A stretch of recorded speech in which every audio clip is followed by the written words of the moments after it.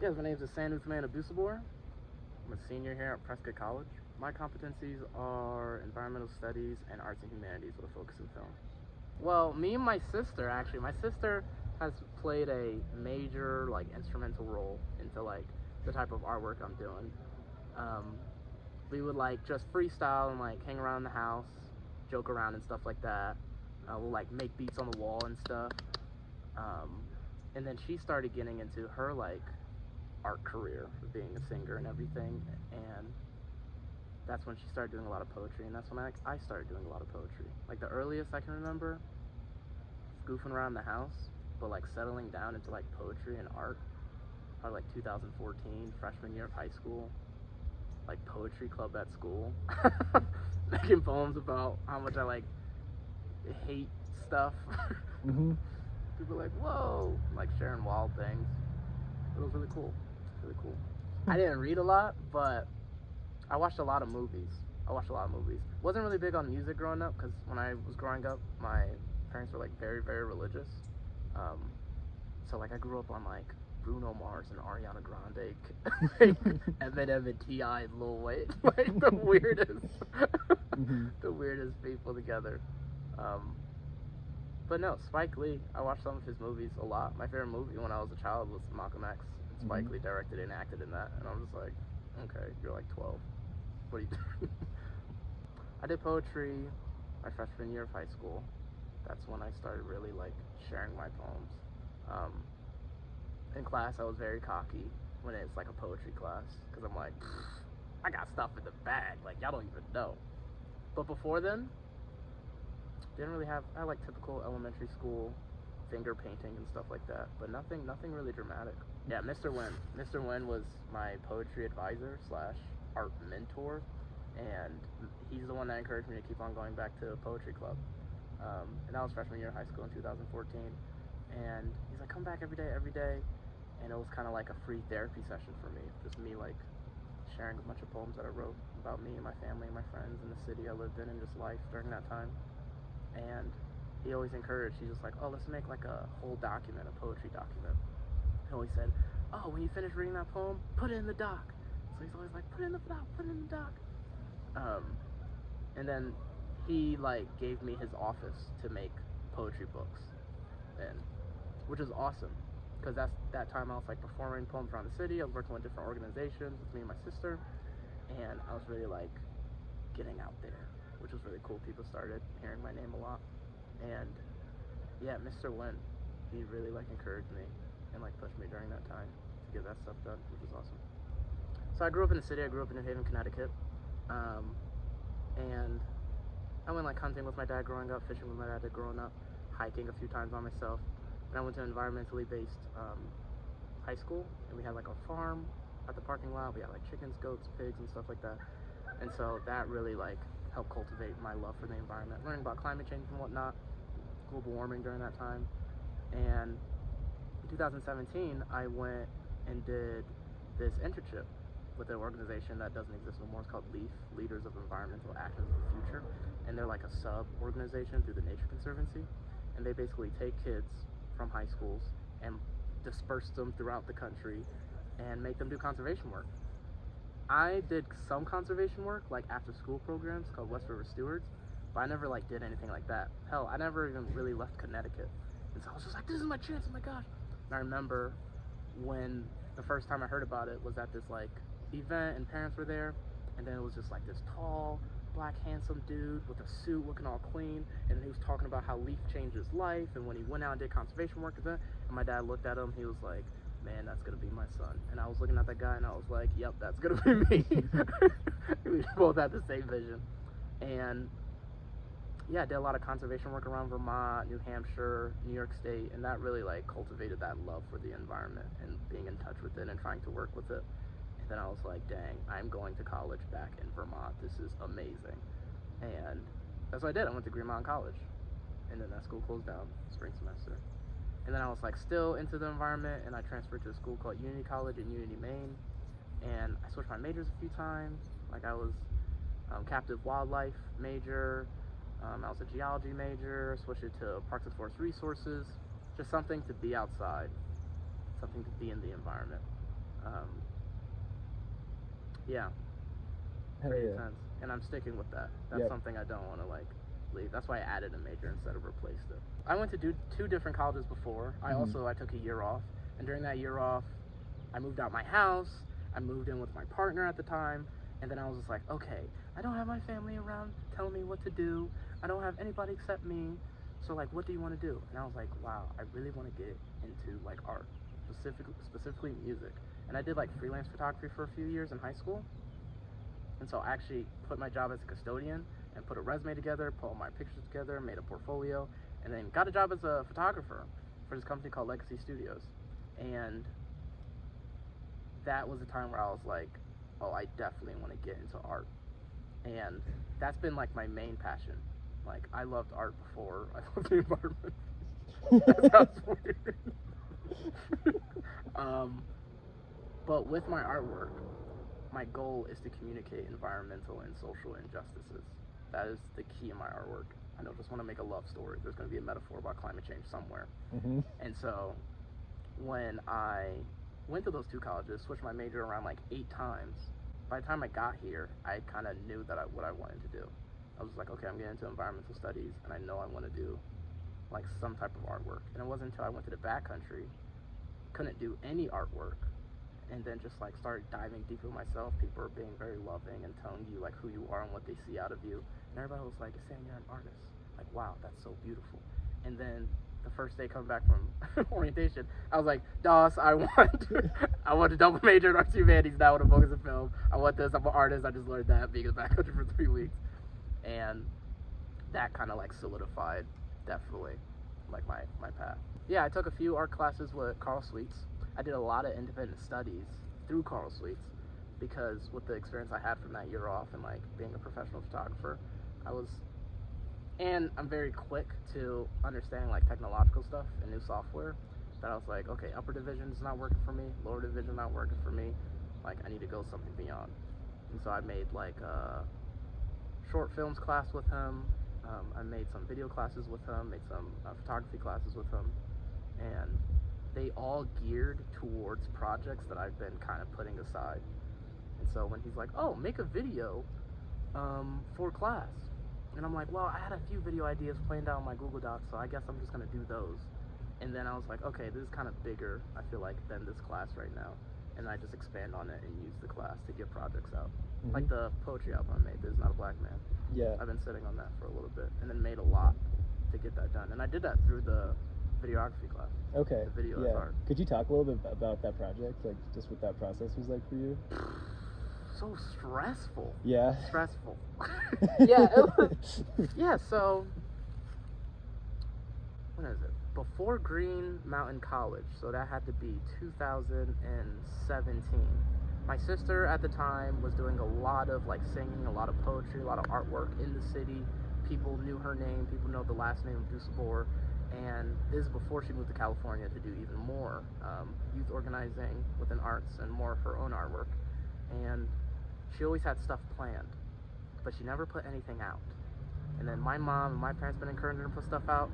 And then me, as I'm getting years of like poetry, photography, work, and music, they're seeing the same thing. Me having a lot of stuff in my Google Doc, a lot of stuff in these external hard drives, but I'm never putting it out because I'm too scared it has to be perfect.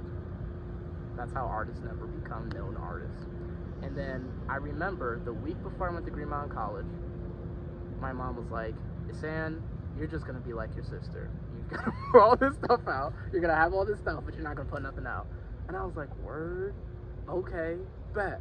And I was like, you're gonna be in the video? We're doing a video about this like poem I called like Food for Thought. And the whole thing's talking about the murder of Trayvon Martin. And I made that first video, Food for Thought, and then put it on YouTube. It didn't blow up. Didn't know that was gonna happen, and that was pretty discouraging. But then I had that video. Then I went to Green Mountain College. I made another video called Leia, Law Enforcement in America, and that was really fun. My friend Owen and Najee was in it, filmed by Annie. It was really cool. And so I had like 2 videos. And then I got extremely discouraged about my artwork. I took them down and just like huffed it aside. And then as I went to Prescott College, that's when I started realizing this inner artist was within me. I was in the video as art class with Carl Sweets and a few other folks. And then he said, like, make another video. And I made this video called Holy Fuck, Living is a Lot Harder Than I Thought. And the whole video is of, like, typical college student just self-medicating through, like, weed and drinking, just with the stressors of life, and just, like, having a panic attack in their dorm room. And then after I put that out, like, people came up to me and was like, wow, Sam, like, that was really impactful. Like, can you actually send it to me? Because I have a few friends that actually need to see this. And I was like, whoa. I was like, dang. I went to, like, 0 views to, like, somebody coming up to me saying, like, I have people that need to see this. And I was just like, wow. Like, you're one person, but that shows, like, how much my art can make a difference. And then the next assignment was, like, make another video. And then ideas started bubbling, and I realized the Food for Thought video and the Law Enforcement in America video is basically about being black in America. And I was just like, wow, and like grow on that. So I started doing more videos, a video called Gordon, did another video called Darkness, I did another video, and then I was like, this is a whole album right here. And during that time, the class ended, and I was like, I need to make an independent study to do like some fake documentaries. And then I decided not to do documentaries and just started making that album. And I was like, I have to get this out before the end of the year and have a showing. And so I worked my ass off for like a month and a half to like finish these next 3 to 4 videos, create the album, and premiere it at the Fanon Center. And that was amazing. Literally like half the village showed up. Yeah. Like half the school showed up. I've never seen so many people in there before. And the cool part about it, because like the album's called This Is Not a Black Man. And I just put the acronym. So it was like TINABM or something. And I just said, this is not a black man. Showing from Ihsan Abdussabur. And at the time and where it's at, nobody had any context to anything. And so that's why I was so surprised. I was like, oh, it's going to be like 10 people around a table. I'm going to buy pizza. I'm going to buy like ginger brews. And we're going to sit down and be like, oh, look, it's pretty cool. But like 50 people crammed up in one room, sitting all on the floor, small ass TV in the corner. I was just like, whoa, what? That was pretty incredible. Mm-hmm. And that was another moment where I was just like, art can make an impact and people want to see it. And yeah, that was very like defining for me, because it moved me from this, oh, I just want to do photography, oh, I'll make some music, oh, I'll just do some poetry events, to like combining them all and be like, wow, I'm a filmmaker, like I'm a director, like this is what I want to do. The process was very stressful. I didn't go to sleep in like 2 days at a time. I like was working from waking up, working from 8 a.m. and then it will be midnight and I'm still in Carl's office. I'll run and eat something, come back, and then I'll be like, oh, I need to go to bed because the sun was rising. And then I take a 30-minute nap under Carl's table, and then I get back up and I do more work because the timeline was so tight. But that was an incredible experience. Mm-hmm. Something that I don't want to do again, but I think when you want to like start doing art and being out there, that's kind of required. Mm-hmm. So I'm glad I had that practice. Yeah, I think that's very important. I remember one of my friends knows somebody that's like a producer, like in Hollywood and stuff, got like Grammy nominated for something. I was like, oh, that's awesome. FaceTimed her to get some advice once I released that album.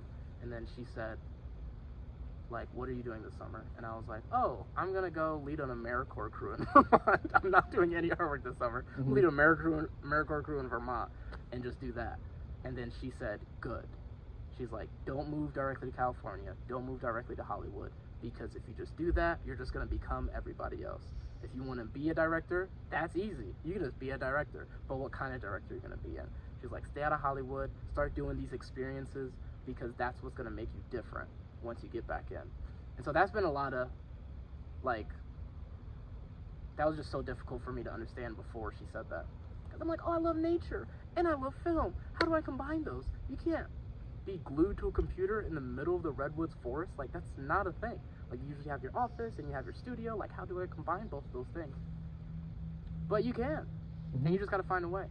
And it's tough for me because I remember when you asked me to think of like inspirations and stuff, or even I'm realizing when you said like, oh, when you were young, like who inspired you? It's kind of like no one. because I found it difficult, and still do, to find people who have my interests, are of like me, that are successful. And it's scary because there is no blueprint. And I haven't been looking up to one person to see which way to go. And it's kind of like, it can be uplifting and encouraging, be like, oh, well, I'll just be the first one to do it. But you really think it's impossible. But like, if you love it enough, you'll still do it. I went to the Millions March in New York City. I don't know when that was, 2000 something. And I was like, wow, millions of people coming out because a lot of police brutalities going on, racial injustice. Thousands, millions of people going out to New York City, blocking traffic and everything. Change is gonna happen. No. When This Is America came out, I was just like, oh my gosh, that inspired me to put out my first video. And I was like, we're doing it. And I'm like, oh, it's out there. Nothing. Just blew up and got famous even more. I'm like, man. Right now I'm working on a documentary talking about like how climate change is stemming from global inequality, and I'm learning about all these like just things about how the world works through capitalism. And the tough part about art, because I don't think it's meant to change. It's meant to inspire. It's meant to feel. It's meant to describe the human experience. But I don't think Childish Gambino going to Congress saying, "This is America," people are going to be like, okay, yep, we need to change some things around here, folks. Like, that's not, I think art is never meant to change things.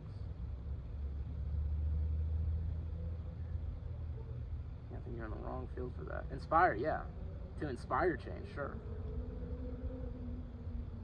Like, even right now, like, Prescott College is very, like, divided between, like, faculty and students. And there's a lot of tension and a lot of unfortunate events happening. And there's a lot of organizing, there's a lot of meetings. Like, recently, I'm like, we need music. We need music. Yeah. And we need to come together and, like, just make art together and to feel. Meetings, political change, art, distressing, organizing, feeling. I think about Bob Marley. Yeah. The songs that he sings. Things about like atomic energy, nuclear bombs being dropped. But like the way it's done, it's not like depressing at all. Even Anderson .Paak. He's like, it's sounding all groovy and stuff, and you're like, read the lyrics and you're like, blah blah, got shot in the head by cops, went to bed. You're like, oh my gosh, like this is like, it hurts. But like that's, oh, it's very human. I'm really obsessed with this artist right now, Black Odyssey. And yeah, you were in the room when that song "Drinking Good." I was grooving with that for a few weeks, and then I saw that live performance, and I was like, wow, it's about his brother dying, getting killed by a cop. I'm like, wow, that's jazz, especially during that time when jazz was starting. That's what was being talked about. Yeah. There was no meetings. Sing about it. Yeah. That's why I took a break from like poetry from like 2016, 2017 for like 2 years, because when I started doing performances, I started only writing poetry for performances and not for myself.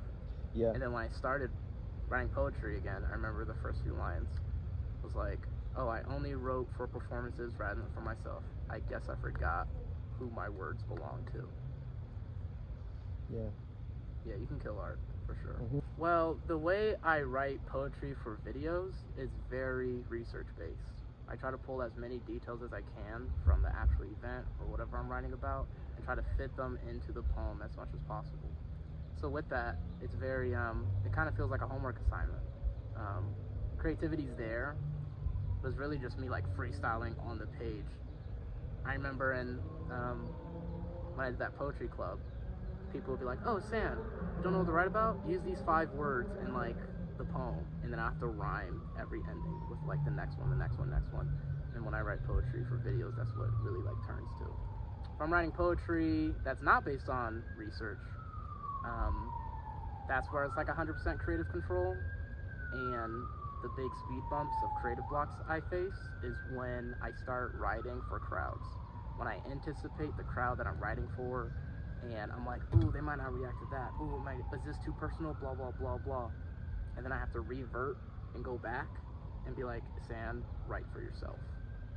Like that. Like honesty. Yeah, wow. It's kind of like lying to yourself through art. Mm-hmm. Like art's supposed to express who you are. And once you shift that for a crowd, for other people's perceptions, that's when it's not art no more. It's just showing off. Mm-hmm. It's just controlling your perception. And so like when that happens, you notice it because you're like, why can I think of a sentence? And like, oh, you're trying to think of the right sentence. You're trying to think of the right thing. And I'm like, all right, what would you write about if you weren't performing? And then, right. Mm-hmm. I think that's why people see art, to see the artist. Mm-hmm. I feel like if you try to do it away for other people, you're just like reincarnating the status quo. Mm-hmm. I think art's a journey. One of my sister, she said that like you're so cooped up on getting stuff perfect, but like people will follow, people will listen because you put something out there just because. And then it's not about that being perfect, it's about what's your next video look like, and your next video looking like, and what's your next, and seeing that journey. And I think, yeah, like you said, like the journey, how you make it, and what you make, that's what art's about. Right now I'm very happy for Tyler the Creator, because I listened to since like Goblin. Oh yeah. And before Yonkers came out in high school. And people were like, oh yeah, he's crazy. He is. Oh, he said some wild stuff. He does. But then his progression right now, and a lot of people jumped on that Flower Boy, no shame. Like, and then he's Call Me If You Get Lost. He just released an extended edition. I'm like, the character growth. Seriously. And the growth with his art. Like, I can't imagine if he said, this is not perfect, I'm actually not going to put it out yet. Oh, people might not like this. Oh my gosh, I'm not going to put it out. The fact that he did it anyway, people love honesty. Art's honesty for sure.